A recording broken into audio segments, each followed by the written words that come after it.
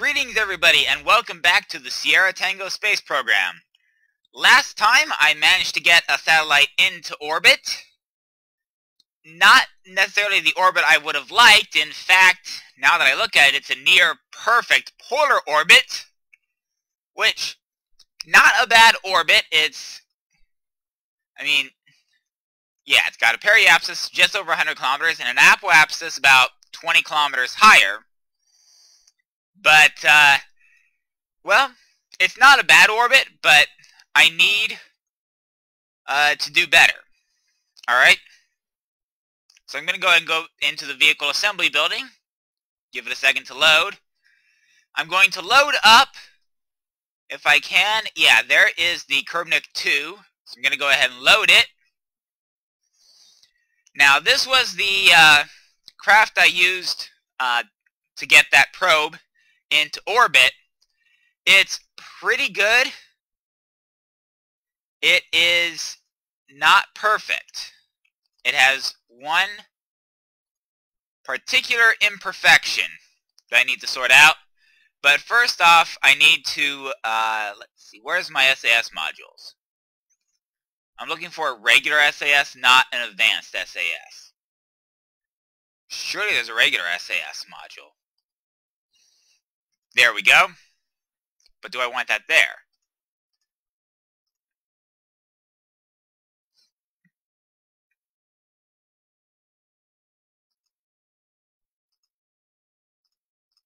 Yeah, I'll put that there. Then that there. Then that there. Alright, that should give me somewhat better control. I'm going to look to see if I can adjust these fins, because I think I only really need one set of fins. Two might actually be inducing the spin that I've been trying to avoid. I also want to see what I can do about strut placement, because I'm beginning to suspect that that might also be a factor in the stability, in the vertical stability of this rocket. So let's see here. If I can get, yeah, there we go. The EAS-4.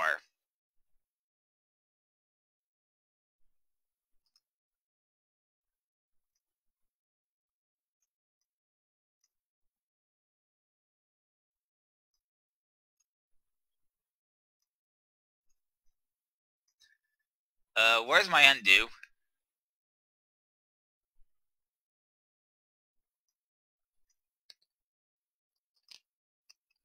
Alright, there we go. That's more like it. Alright? Alright, so let's see if I get this on the inner surface of that.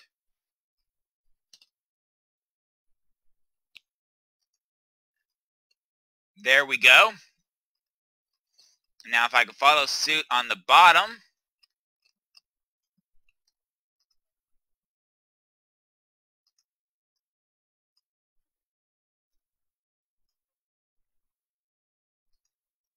There we go. Now those struts are completely covered by this piece above it, so it should have less of an impact on the aerodynamics in theory.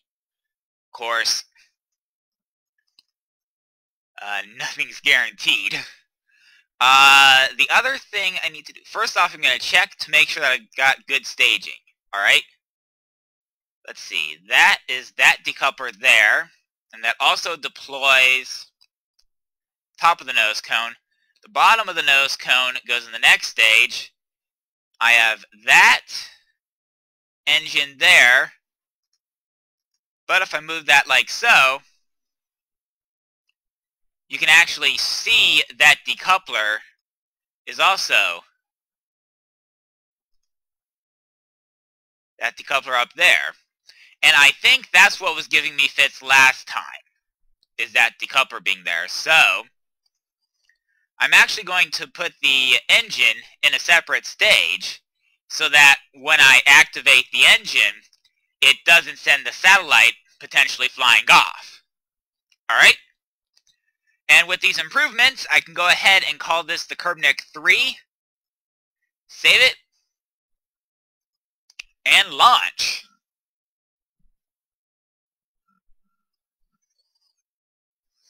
Now, my task for this episode is going to be to get a satellite into an equatorial orbit, and I want to get it so that both the apoapsis and periapsis are within 5 kilometers of 150 kilometers above the surface of Kerbin. I'm going to go ahead and turn the SAS on. I'm going to throttle up to full.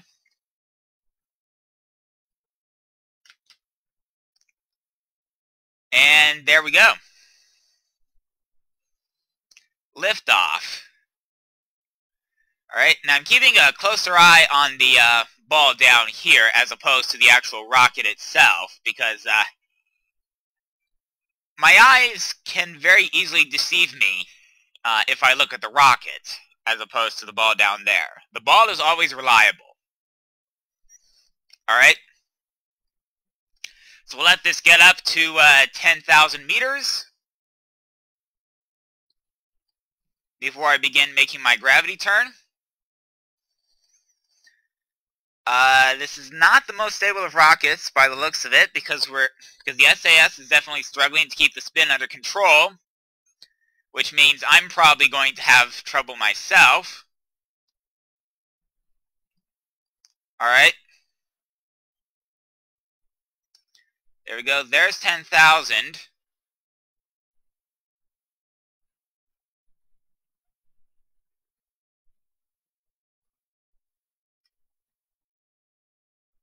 Uh-oh. No, no, no. Other way, other way, other way. Other way!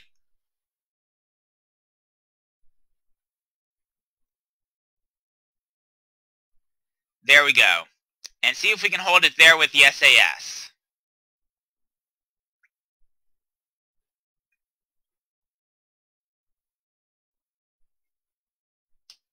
Turn off the RCS for now.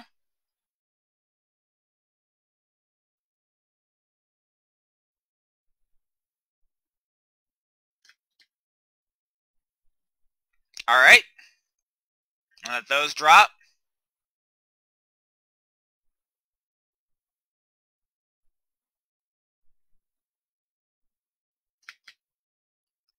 Drop that away. But don't trigger the next stage just yet. Alright? I want to have a look at my orbit. Alright? It's not bad, and I've actually got my apoapsis actually slightly high by the looks of it. So what I'm going to do is I'm going to trigger a burn, I think, a little bit before the apoapsis to try to get my periapsis. Ooh. No?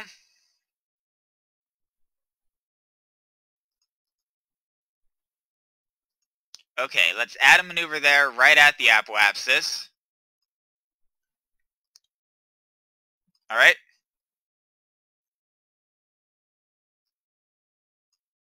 Let's see if I can get a periapsis around 150. It's 136. 151. I don't need quite that much of a burn. 150.6, 149, 882. There we go. We'll go with that, but that puts my apoapsis way high. But that's alright. Alright?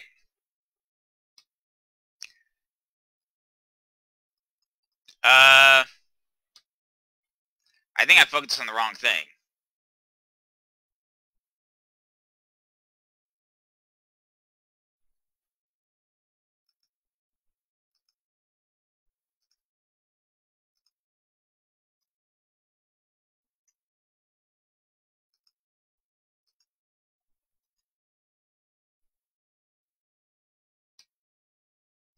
Now, can I actually get...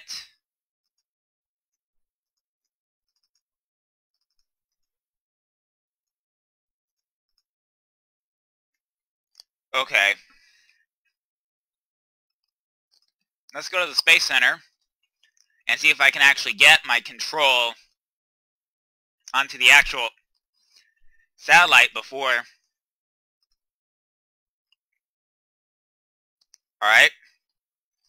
It looks like we are exceedingly close to the apoapsis.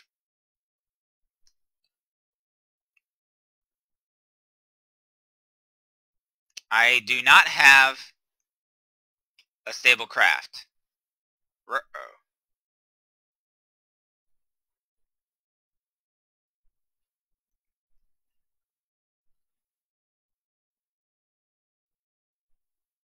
Uh-oh.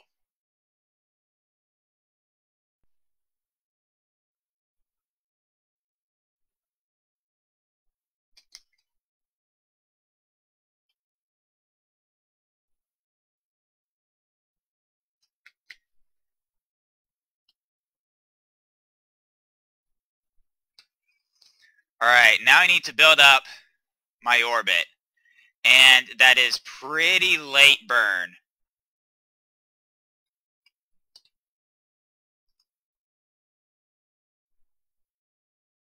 Alright. I need to be really careful how I handle this going forward, because it looks like I do not have a craft I can easily control, which is obviously not good. My apoapsis is still a bit higher than I would like.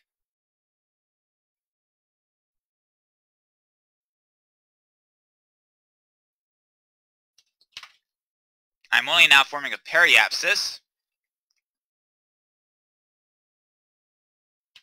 Alright.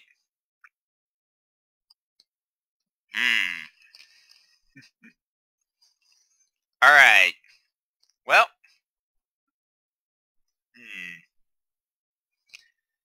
Better, but I need to figure out how I'm going to bring this orbit down.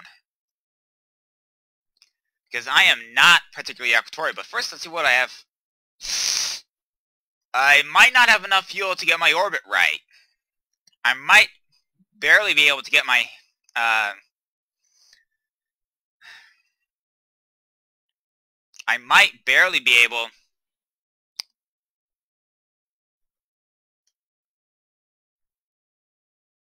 Alright, let's see if I can get my...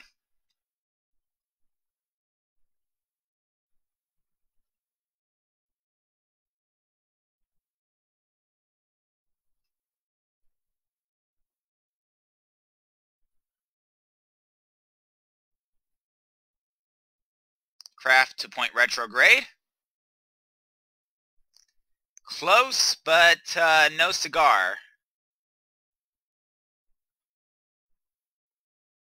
By the looks of it, if the SAS can even hold it.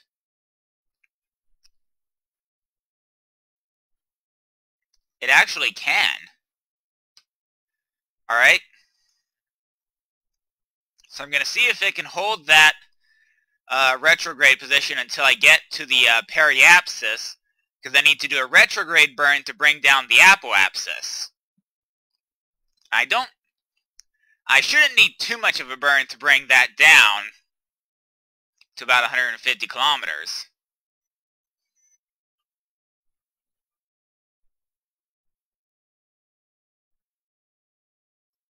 But we'll see. Alright. It's about a minute to go, which of course is about 12 seconds.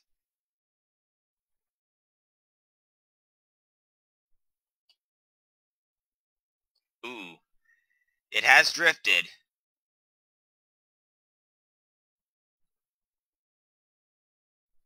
No? Other way, quickly before I hit my periapsis.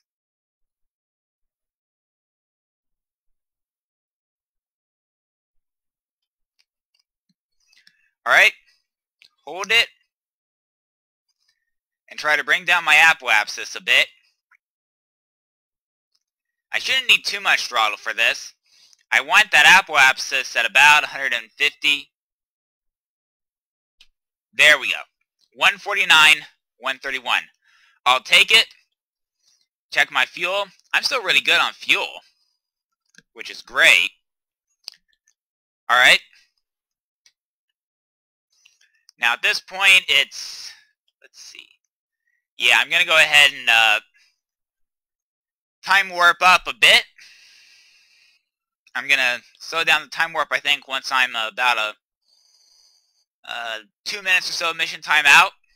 And then again at 1 minute out, so that I can orient my ship towards prograde. Of course, that's assuming I have to make any adjustments to get it to prograde, which I'm legitimately wondering if I actually do.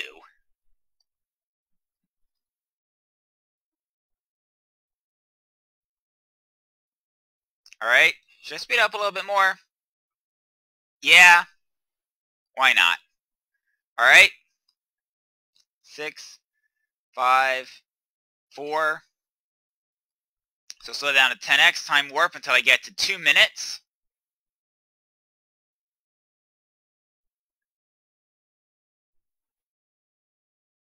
And there's the 2 minute mark, so slow down to 5x time warp. And it actually looks like I may not have to make much, if any, of an adjustment to hit my prograde marker. Alright, less than a minute out.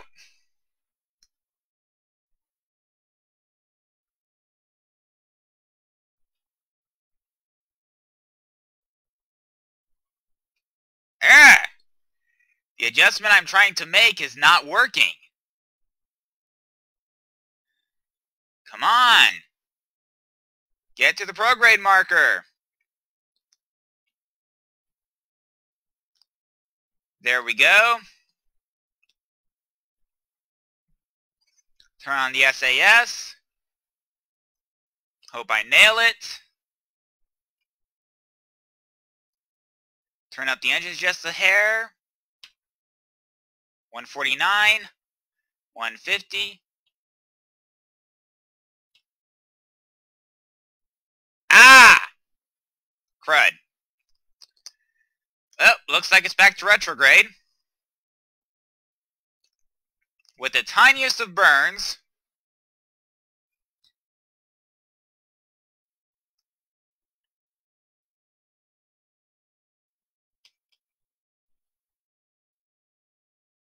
Because I just need to bring that apoapsis down a couple thousand meters.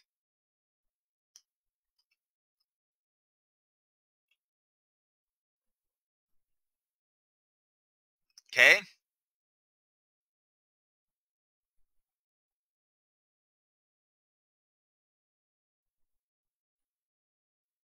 If I can get to the retrograde marker. There we go. 149. It's 153. 149. There we go. 150. 148.5. Alright. Still doing pretty good on the liquid fuel. Now, hopefully, once I actually detach the satellite, and as you can see, my satellite issue is fixed. I know it's fixed because the satellite is still connected even through all of the maneuvers I've been performing. Previously, the first maneuver would cause the satellite to slide off. Now, next step, deploy the satellite.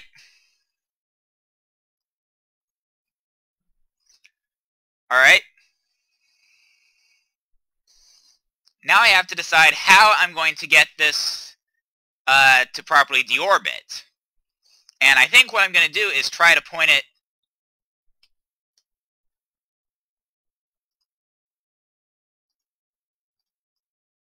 see if I can't get this pointed straight down. Alright, let's see if I can somehow reorient this. I seem to have lost control of my SAS. Uh-oh. Anyway, back to the Space Center. Next episode, I'm actually going to start putting Kerbals into space instead of simply probes. Obviously, it's going to be an entirely different set of concerns. But that said, this has been Sierra Tango Space Program, everybody. See you next time!